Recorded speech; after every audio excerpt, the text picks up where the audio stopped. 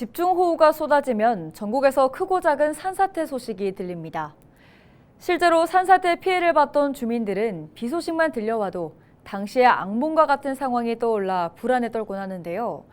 큰 비를 뿌렸던 장맛비는 소강 상태에 접어들었지만 토양이 많은 물을 머금고 있어 언제 산사태가 발생해도 이상하지 않은 상황입니다. 다음 주에도 강한 비가 내릴 것으로 보이는데요. 산사태 징후가 나타나면 즉시 대피하는 것이 무엇보다 중요합니다. 서희동 기자입니다. 골짜기를 따라 내려온 흙과 바위가 마을을 집어삼켰습니다. 지난해 7월 집중호우로 인한 산사태로 경북 예천군 벌방리와 백성리에서 크나큰 인명피해가 발생했습니다.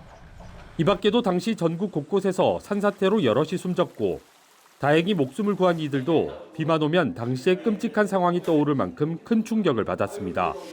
산사태가 발생하면 경사면을 따라 순식간에 토사가 쏟아져 내리기 때문에 피하는 것은 거의 불가능합니다. 따라서 큰 비가 내리거나 장마가 이어지면 산림청의 산사태 예측 정보를 확인하고 이에 따른 각 지자체의 경보와 대피 명령에 따라야 합니다. 산림청의 산사태 위기 경보는 4단계로 나뉘는데 여름철 자연재난 대책 기간에는 기본적으로 관심 단계에 들어서고 이후 강수량 등에 따라 단계가 높아집니다.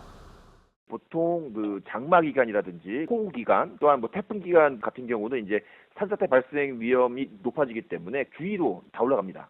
중소규모의 산사태가 발생이 되거나 또 발생 가능성이 농후할 때는 경계 단계로 상향이 되고 있습니다. 또 이후에 실제로 산사태가 빈발했거나 또 인명피해가 발생이 될 경우에는 심각으로 산사태는 주로 가파른 경사면이 있는 산이나 협곡 또는 최근에 산불이나 홍수가 났던 지역에서 발생하기 쉽습니다. 특히 산사태가 우려되는 지역은 산사태 취약 지역으로 지정해 관리합니다. 대표적인 산사태 징후는 우르릉, 펑 하는 굉음을 동반한 산울림입니다. 또 강이나 하천 또는 배수로의 물이 갑자기 샘솟거나 방향이 바뀌는 경우도 산사태를 의심해야 합니다. 갑자기 창문이 닫혀지지 않는다든가, 그다음에 울타리라든가 이런 게 갑자기 기울어져 있다든가, 뒷마당에 심어놓은 나무가 갑자기 평상시보다 좀 다른 방향으로 다 기울어져 보인다든가, 이러면 산사태가 임박했다라는 신호가 될 테고요. 그리고 넓게 봤을 때는 경관의 어떤 비정상적인 변화도 산사태 징후로다가 보고 있습니다. 산사태 경고나 대피 명령이 떨어지면 안전한 장소로 즉시 이동하고 산 경사면이나 하천 등에는 절대 접근하지 말아야 합니다.